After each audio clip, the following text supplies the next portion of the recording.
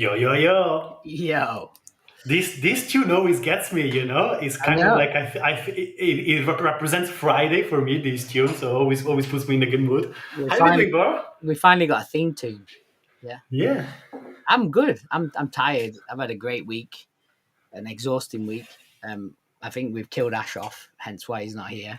Yeah, Ash is not here because he's been kidnapped again, and this time I think Wes actually financed the kidnapping, and we might making it into a permanent thing because me and Wes are having a really really good time. But as always, how was your week, everyone following us from LinkedIn? Drop it in the comments, one Yeah, to ten. one. Tell us how it Eight. was. Wes, how was yours? I've had like a solid 9, mate. Yeah, back. Ooh. Yeah. Workshop, workshop, workshop. That's literally going to be my January into February. Back to Workshop back. is your natural habitat, though, isn't it? It's where It you is, but perform the best. I'm a little anxious having like 3 back to back. The amount of planning and logistics and flying. Obviously, I'm coming to see you. Yeah, you're coming to see me for a really important workshop next week. One of the best brands in Cyprus, so that's gonna be really interesting. My poor little 44-year-old feet though, they hurt, man. They hurt after a sesh, you know. Yeah, yeah. Also, your face, I think, is starting to Yeah, see yeah. the And my struggles. voice I have though, to say them. I did really well at keeping my voice in this one. That's good. That's good. What about But you? yeah, I think a solid 7.5. Really busy, lots of hiccups here and there, but I think we did some great work.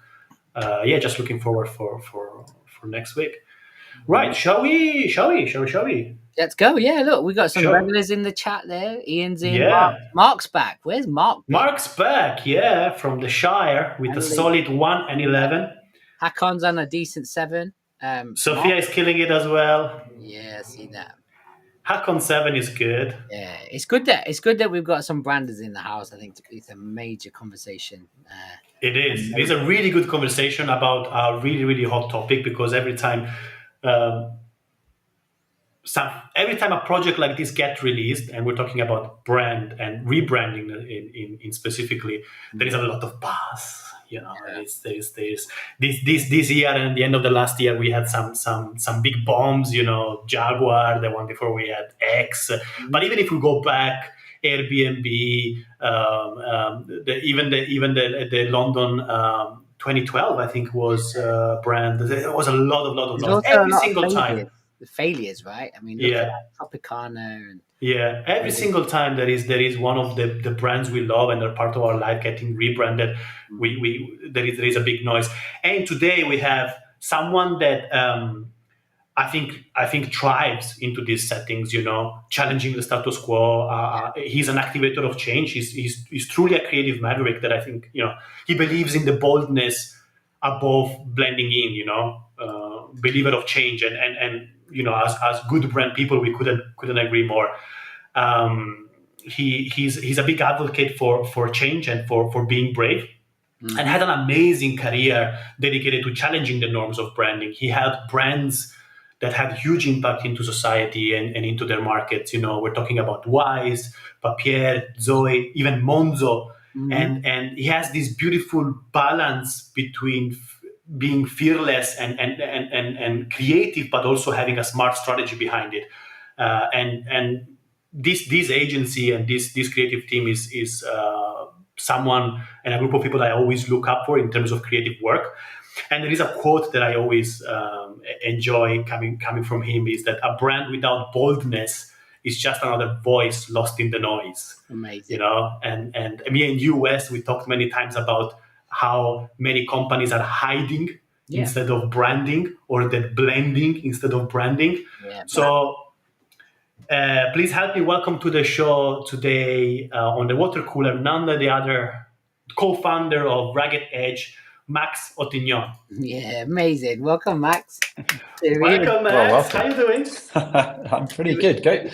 I'm impressed with the pronunciation of my surname. Well, I'm not Le gonna lie. Otignon. I don't know. I don't even know if you have French origin, but I saw the G and the N, and I thought I'll go for it. Did You do I it better land than it me. well? Yeah, better than I can. Yeah. We had a little before you got in the green room. We were actually just practicing it back and forth. I'm not gonna lie. I can believe it. Yeah, you might have to help me practice then. That's for another time. That's for other conversation. Max, I want to squeeze your brain as much as possible today because you've Sounds been in it painful. for a long time. Yeah, I mean, did we not tell you that the water cooler is painful? It's a really physical experience. What is a good rebranding and what is a bad rebranding? I want to start right from the top. Yeah, in your That's opinion, obviously, not big question to start with, huh? Mm. I think a good one is one with real clarity and conviction about what it's trying to do, and where the brand has really doubled down on that. And I think often with a bad one, what you might see is that sort of lack of conviction, which might manifest itself as something that feels quite confused, and it's not clear what the brand's trying to say, how it's different, what it stands for. And so really for me, it's that sort of sense of conviction and clarity at the heart of a brand that I look for. When does this clarity comes from? Like, so does the business usually understand that a change is needed and this clarity is needed, or it's something that is in the process of collaborating with an agency? That's where really the clarity comes out, based on your experience. My experience is that if a business, certainly if they're talking to an agency about a rebrand, they generally understand they have a reason for doing it. And so they have a level of clarity about why they're doing it, what they want to achieve, and how they want to go about that. As we tend to go through the process at the beginning, what often gets uncovered is not everybody thinks the same, or not everybody in the whole organization, particularly in larger businesses, is aligned. There's lots of obviously different opinions about what needs to be done, what needs to change, how it needs to change, what the answer might be. So it really depends, but I think you start to uncover that as you get into certainly speaking to the people, speaking to the business, learning about the business and the business's challenges. Now, Max, what I don't know, from your experience, obviously, of doing this for a long time, what are kind of like the SOS signals from a brand when it, when it realizes that, or the company or the founder behind that company needs help? Like, where do they normally kind of interject with you? Is it lack of sales? Is it lack of customers? Like, where do you see this pattern happening? For us, and in my experience, it tends to happen at a point of change for the business. Right. So usually they want the future to look different in some way, shape, or form. It might be that they want to grow into new markets. They might want to grow the product range. They might want to change perception in some way, shape, or form. So, yeah, there's usually a change that they want to make in the business. Equally, as you say, it might be that they just want to ramp up sales, ramp up awareness, all that stuff as well. And what is your process then? What's the tool to get into that clarity then? We listen and we ask lots of questions. I think that's where like the job of every agency at the beginning is to kind of talk less and listen more, and try and really get under the skin of the business. Try and get under skin of the business challenges, but also the people behind those business challenges, and what they're experiencing on a day-to-day, and how you can help them as individuals, and then ultimately help the business as well. So, yeah, to begin with, we just have to learn as much as we can about the category, about the business, and as I say, about the audience, and then of course the people within the business as well. And then after you've done all this listening, obviously processes that I guess a lot of creative agencies or branding agencies now use is obviously strategy backed. Do you make as part of your process, is that an adamant thing that has to happen, or do you take insights from somewhere else, or how does like Ragged Edge keep its like strategy at the heart of it of the heart of the stuff you do, and what I'm asking really. Yeah. Yeah, I mean, obviously, like if you're not strategic about what you're doing, how you're thinking about it, what the goals are, and how you want to achieve those goals, and you just go into creation straight away, I think that you're just guessing. Yeah. And then it's going to be really hard as you go through the process to get alignment on things, because all people will be judging it against whether they like it, whether they like the aesthetic.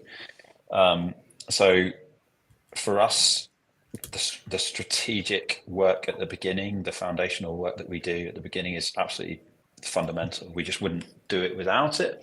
Yeah.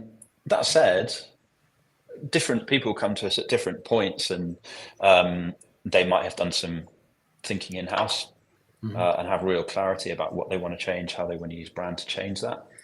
Or they might need us to do that thinking for them. So there's different levels, but one thing is very, like for us, it's very, very important that strategy, before we move into anything creative or conceptual, that strategy is very clear, and that there is real commitment within the wider business and conviction around that strategy.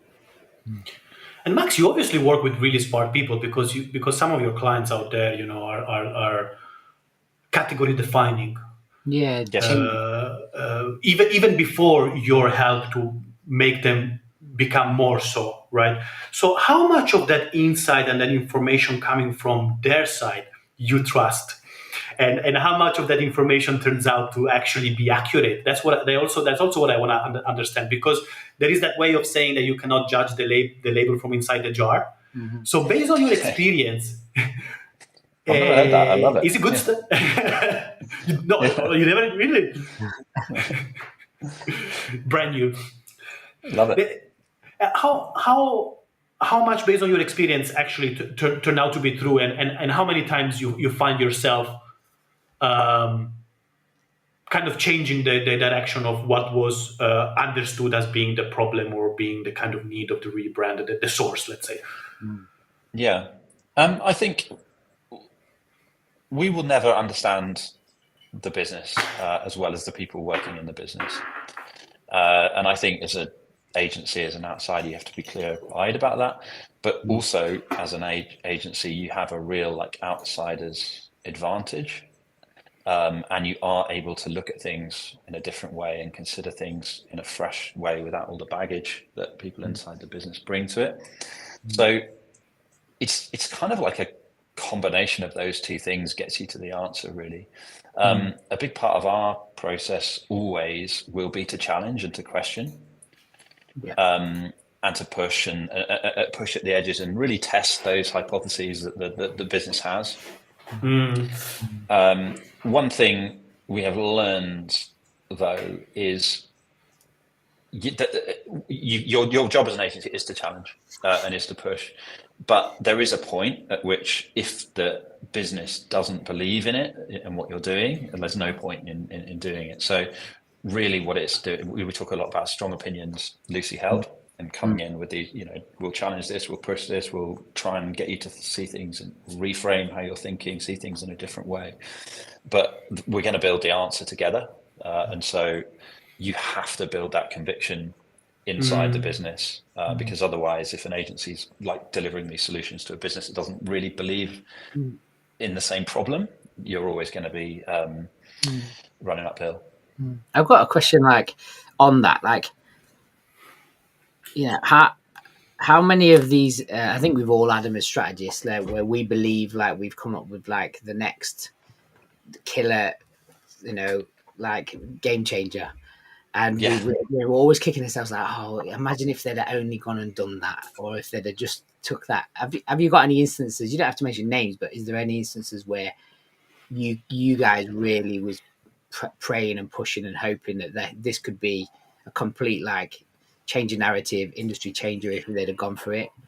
And I think secondly of that is where the ones that you've actually come up with that, and then the brand itself, the company itself, has not activated it in the way you saw it, and it's failed. I think so. It's a twofold.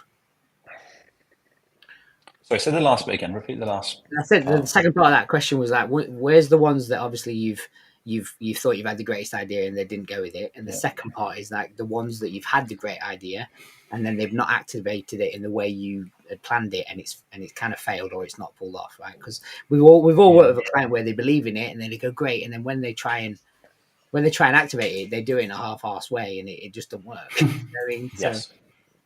Yeah, we definitely have had that experience. Give us some examples. Like, is there ones that I don't name, but is ideas wise, is there something there that coulda, woulda, shoulda?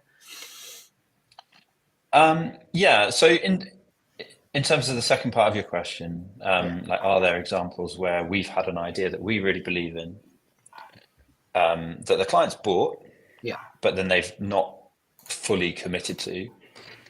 We've had I could think of a few different times when that's happened, and because they haven't committed to the story, committed to the idea, it's just not clear. And I spoke at the beginning about like what makes a successful rebrand, and it's about the clarity and conviction. There've been definitely numerous occasions in my career where we haven't been able to sufficiently influence that clarity and conviction. So when it makes its way out into the world, people are confused and they don't get it, and then it doesn't work. And we've had, I could name a couple where that has happened, and that's really tough. It's tough for the business because they've gone through this process with an agency and not got the result they needed. But it's obviously tough for us as well, because we can see that perhaps the work that we did was strong, but that we weren't, for whatever reason, able to influence the execution of that in the way that we knew would need to be effective. And that's really tough. Yeah, and then at what point do you think? So based off our experience, like we had this great brand that was going to be kind of life changing, I think, for a certain age group of women. Right. And we had all this lined up, even down to the colour, and just disrupted massively for good reason, like why the colour could change, and the positioning and what it was about. And at some point along that journey of activation, finance start shitting themselves because they have not given it enough time to grow and fruit. So therefore they're not going to see and revel in the results. So at what point does that normally happen in your experience? Like, is it because it will happen that they'll panic and then it's all reverting back to how it was? We should have never done this. All those cold feet, back to status quo, right? Like, what's your experience on that? Because it's going to happen if you don't results quick, I guess. I think it's the commitment to the execution, and sometimes often you'll meet partners, potential clients who understand that they've got to go out and create this identity, new identity, new brand idea, new brand strategy, all that stuff, but they don't really think about or they haven't thought far enough ahead in terms of how to execute it. And often they might use an agency for the initial thinking and the initial identity, but then want to execute it in house. Maybe they haven't got quite the right team or the resources or the capabilities in house, and it doesn't work because of that. And the result that makes its way into customers' hands is again a bit confused or not very well executed. And that's the point. That's for us. That is definitely the point of failure. If you don't execute it to the right level, you can just very quickly, it's not going to work because people don't understand it. And I could point to any number of projects that I see in the world where I can see the initial thinking's been great, but it's going to fail because of the execution. Have you got any hints or tips for people that are listening that obviously have agencies or they're moving into rebrand identity? When you get to that point of handover, like, what advice would you give to people listening in that you could help encourage and keep that alive? It's hard, isn't it? I think the way we've tried to solve for that is by being very clear right from the beginning about what's going to be required, and having the conversations about implementation, about bringing it to life early before you really start doing the work, making sure that the team understand the sort of investment in time in their team, in agency team, whatever it is that they're going to have to put into it right up front. And then what you can do, at least you've had those conversations, and you can potentially start to tailor the work you do to their capabilities, their resource, what's going to be realistic. A really sort of simple example of this is, so we call them secondary assets, but like things like illustrations and photography, or, you know, it might be, yeah, something like that.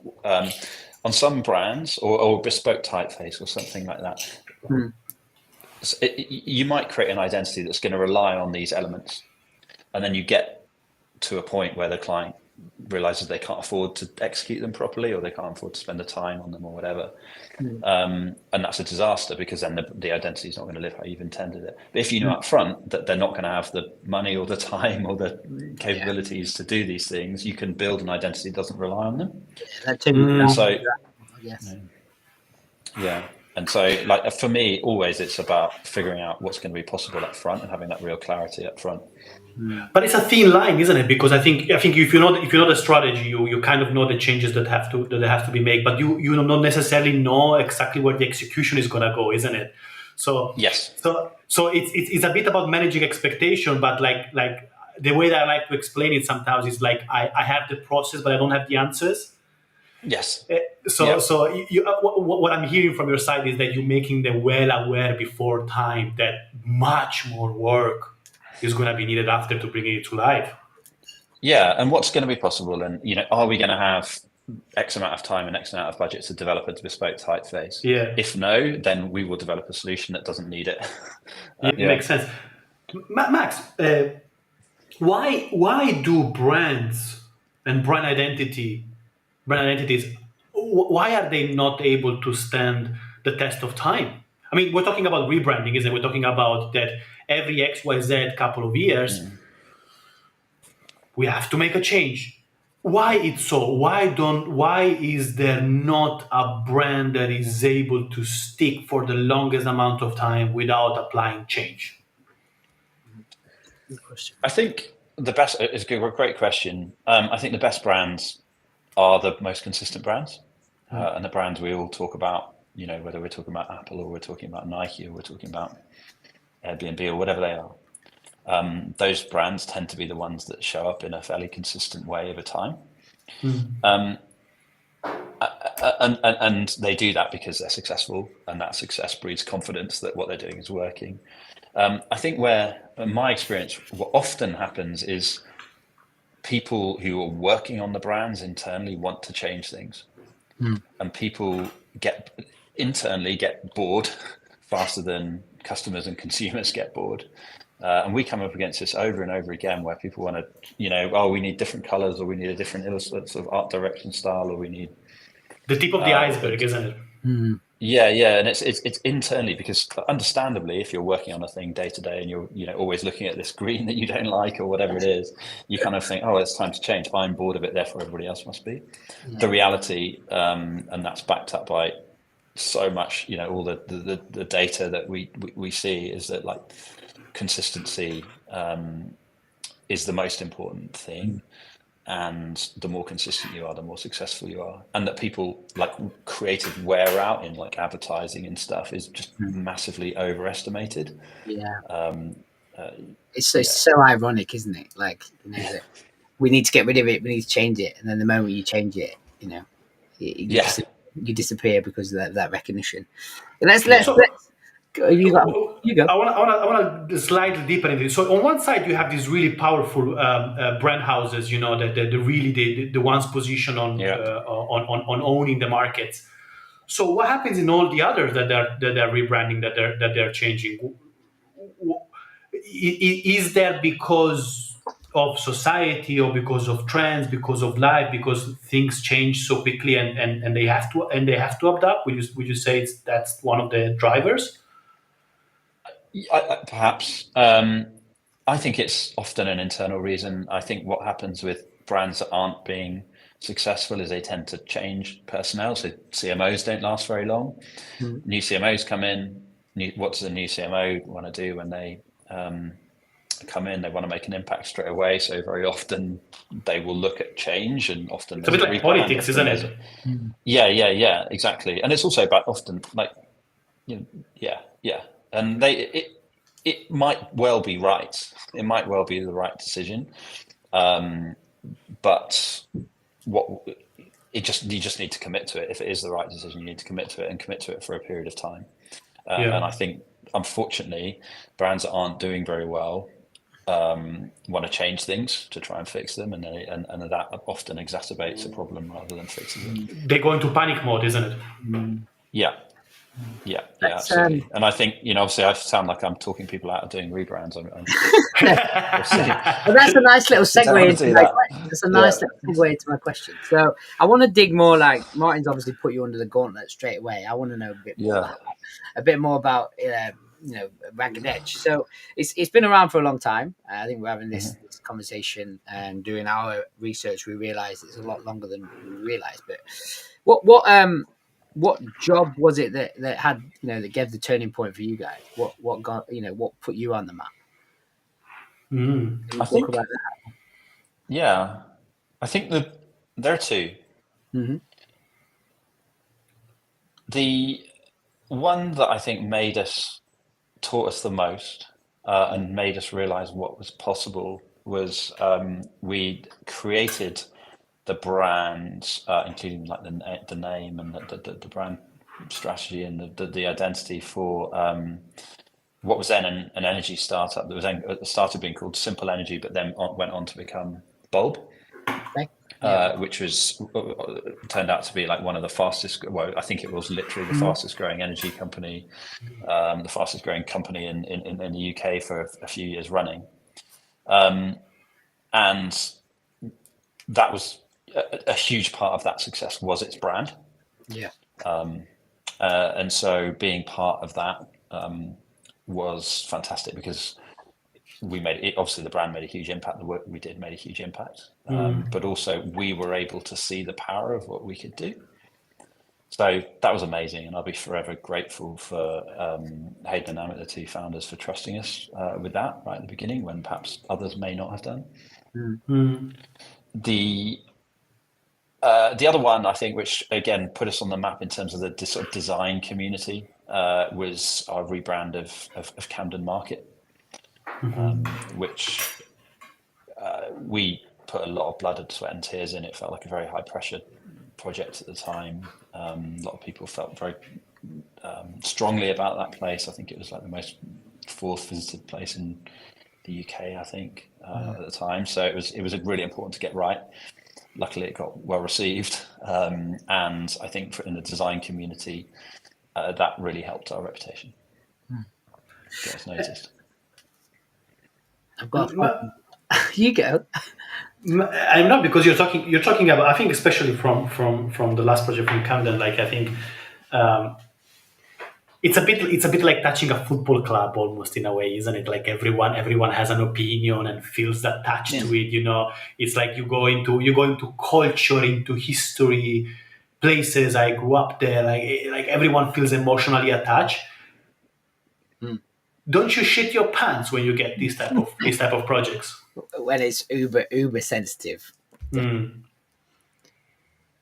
think it's excitement, honestly, when we get it. Every time we've got a big opportunity, it's been excitement. I think the scary bit, honestly, is just before it launches. And when you're about to reveal this thing, and because you've got however hard you test it, and you've still got no idea how the world is going to respond to it. And as I think we've talked about, people don't respond rationally to rebrands and these big launches. We love to hate rebrands. We love to hate rebrands. I think the immediate emotional answer to a rebrand is I just hate it. I don't understand it. Why giving it back to me? Why do you think is that? Human beings hate change. And it's that fundamental.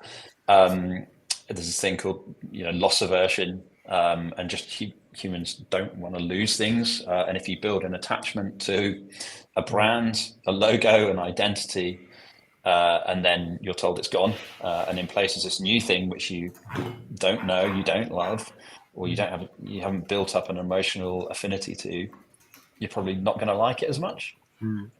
Have you ever ever witnessed any like crazy behavior when you've changed something? I'll talk about my personal experience in a minute, but I'll let you talk first. Like, has anybody come at you? Has anybody threatened you? Has anybody like, what the hell? Go get him! I have. That's why I want to know if you have. Honestly, we have not had anything on the scale of we talk about. Yeah, I can see in the comments the Jaguar thing. We'll go there. We'll go there again. I was trying to avoid it. We've never been on the receiving end of something like that. We might have, of course, we've had like the occasional a comment. No one's threatened us personally. So yeah, I feel very grateful for that. I'm sure it will come at some point. Yeah. I just know, like, from Martin's comment, you know, like I worked a lot in sports in America and rebranded sports teams. Yeah, I mean, that is fraught, isn't it? Sensitive, like, but in the moment, and we tried so many different ways to kind of release this in a way where, from the like impact that kind of like Jaguar have done by kind of teasing the initial concept through to like fake dropping things on fan forums, and yeah, we had like some of the worst experience ever, but we, you know, to the point where the agency was getting like death threats through the mail, and it was wild. Like, when you move into sports, I think it's territorial. It becomes religious almost sport, huh? Like, you cannot touch it. Yeah, exactly. Yeah, and you can understand why. You know, sports brands people have their crests and badges tattooed on them, don't they? It's just, it becomes a fundamental part of your identity, and like when that's changed, I can see why people have an emotional response. But yeah, that's tough. That must have been really tough to experience. Yeah, it was kind of scary, but at the same time, like you said, there's this like loss of immersion, and then immersion, and then eventually everything settles and it's all right again. And then the irony is the brand I'm talking about, which I don't really want to display, but we had the rebrand, and it was like everything behind the objective worked. Like the stadium rebrand, the relocation, the fan base grew, and then coincidentally, I think about 4 years later, it was purchased by a major like baseball star, and they rebranded it all again.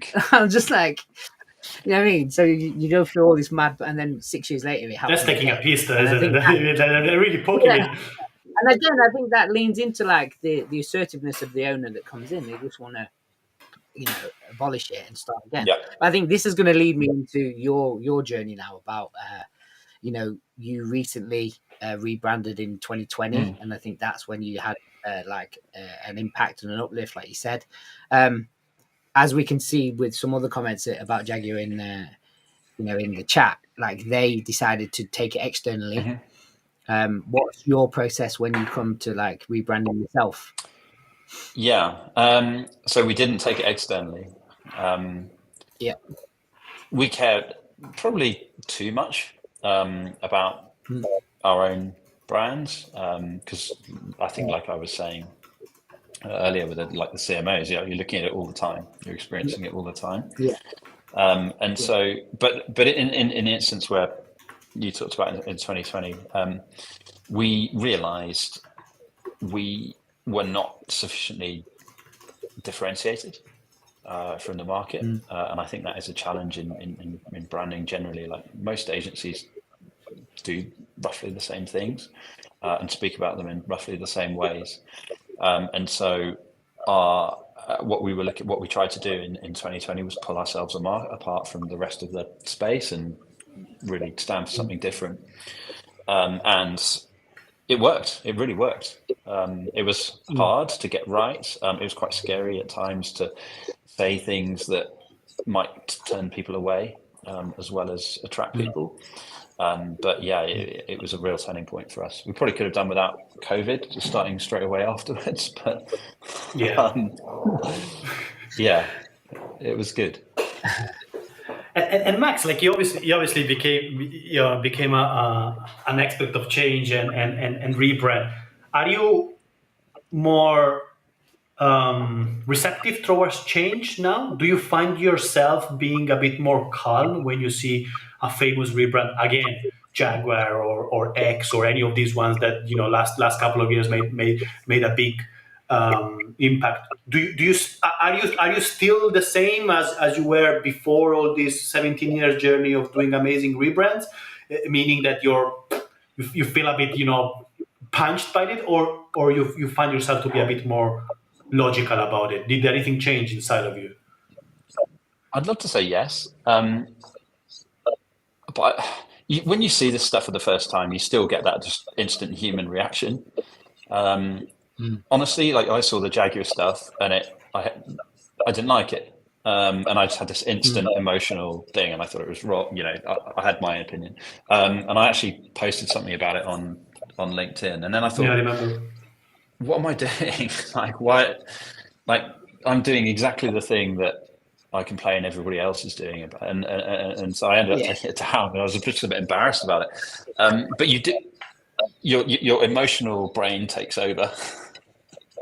It's you want to interesting. talk about it, and then you realize, hang on a second, like I've been here before. And for me, the example I always use was the Wolf Owens work for the 2012 London Olympics, which I again had that emotional reaction about, and would tell everybody who'd listen how bad it was for whatever reasons I thought at the time.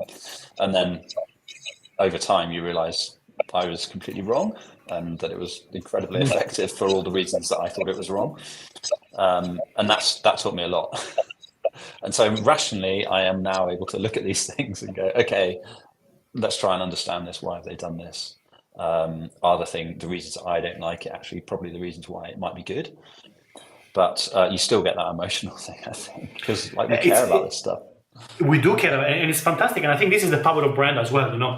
That irrational emotional connection with something, that immediate purchase or immediate share. In a good way, it's the good and the bad of brands, and they're able to foment this emotion. It's interesting because I asked you the question because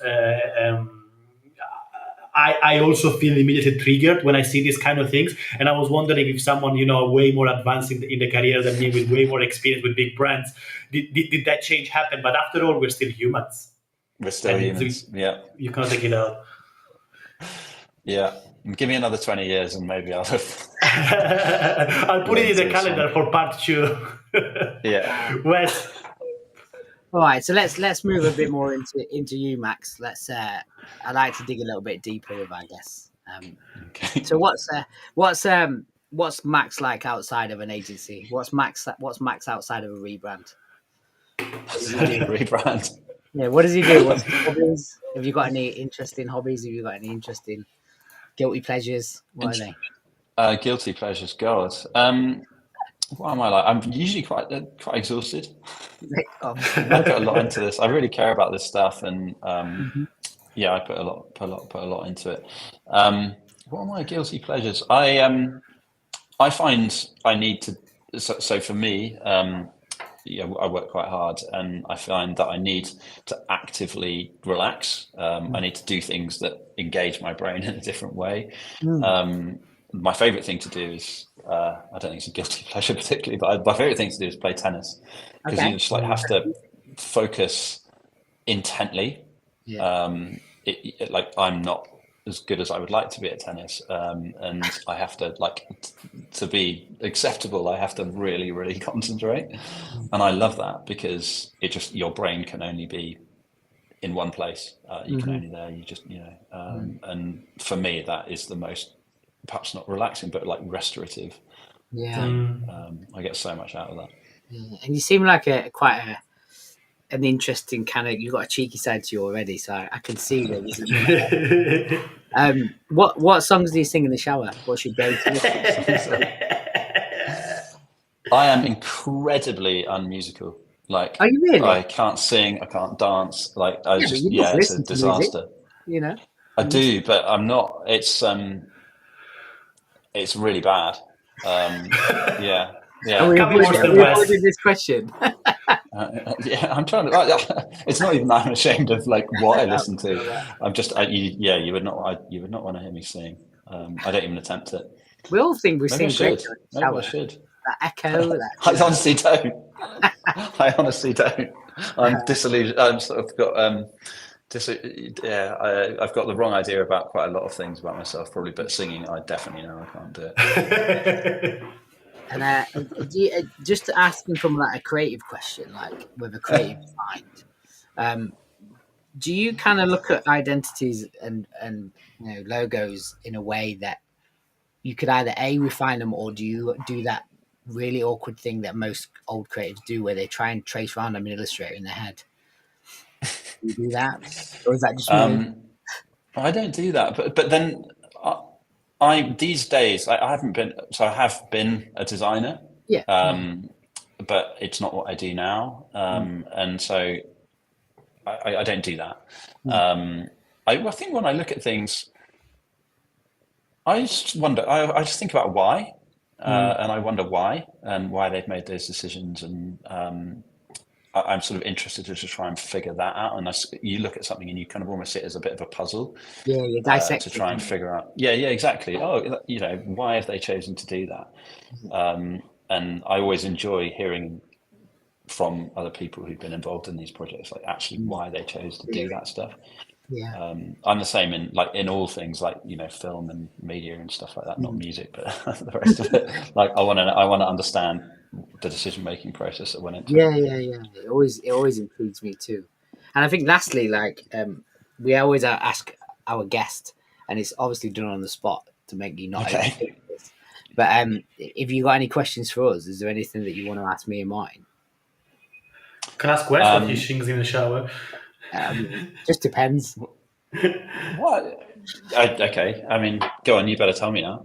What? I've been asked before on the show, and I have this like habit of turning like hip hop songs into opera because it sounds amazing in the shower. That does sound like sounds very creative for the first thing in the And morning, but I like it. Like Warren G. Yeah. So you're like, I'm gonna hit the east side on the LBC on a pine. It's the Warren G. And when you sing that in the shower, that echo. That is incredible. Yeah. Even like going up and down. Love doing that. Have you ever thought about maybe releasing some of this music? I probably have got recorded drunken episodes. That would be great. Okay. Got a few in my phone of that. Martin, do you think he's got a future in this? I think Wes has a future in many things. As an entertainer, he does. He's an entertaining character. He's one of the people that I genuinely like to spend time with because it's a highly unpredictable after 2 Guinnesses. So it's good. It's good fun. What number are we on now, Wes? Only on one. I mean, it's only just started. It's safe. Yeah. We're still in school time, daytime. Oh, come on. I wish I'd known that was a brief. I would have had one of myself. It said I've got a glass of water. We need to put it in the email. Water. That's the question. Is it water? Yeah, it could be. There's quite a lot of Grey Goose vodka in this place, so maybe this is 50 ml of.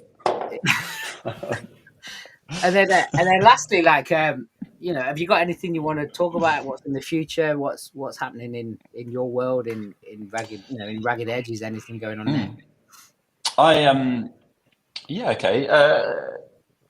I came back. So I started January late. I was on holiday. Or at least was intended. I was actually in LA. It was pretty not much of a holiday in the end.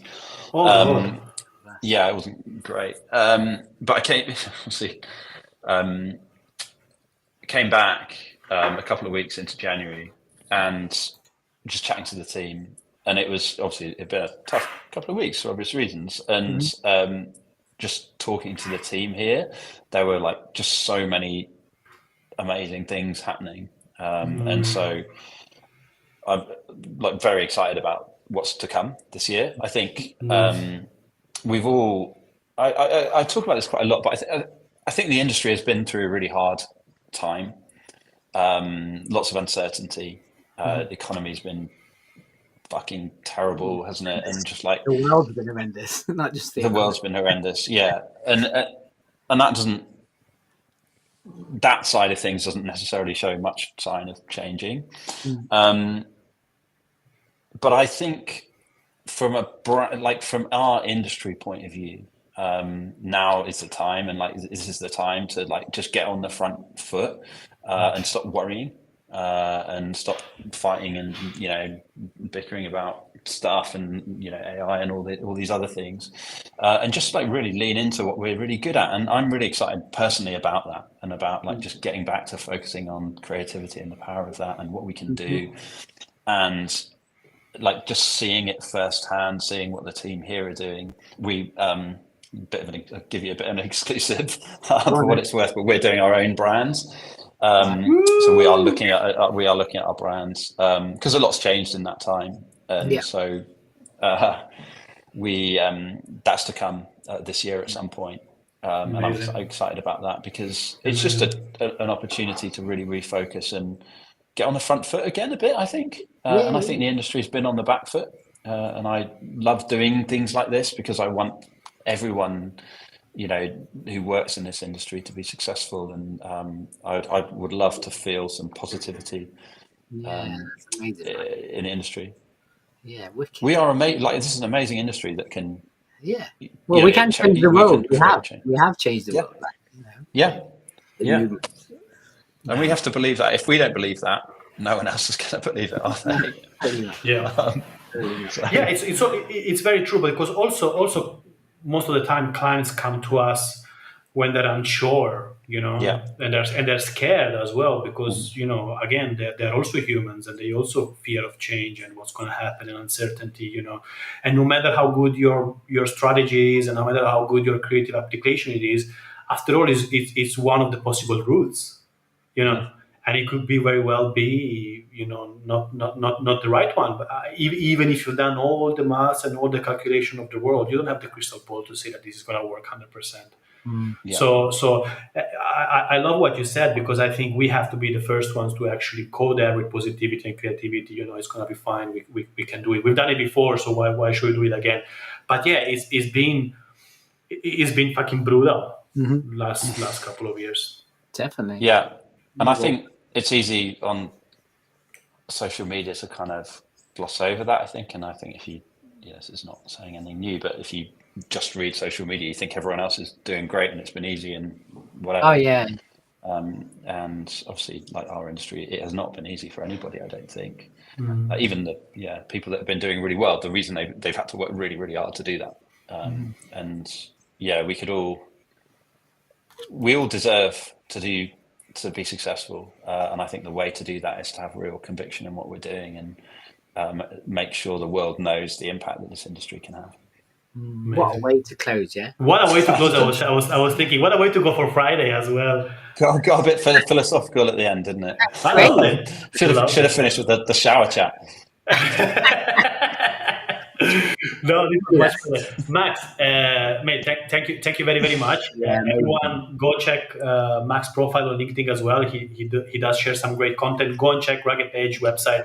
Amazing case studies, some really good stuff. I haven't been there in a while, I have to say, before I was preparing into this, and some really good things. I have to say, you guys do try to push things. Yeah, I have to give you this to you. I always get inspired, and I always get curious, and like yourself, I'm trying to answer all the questions. Why this? Why that?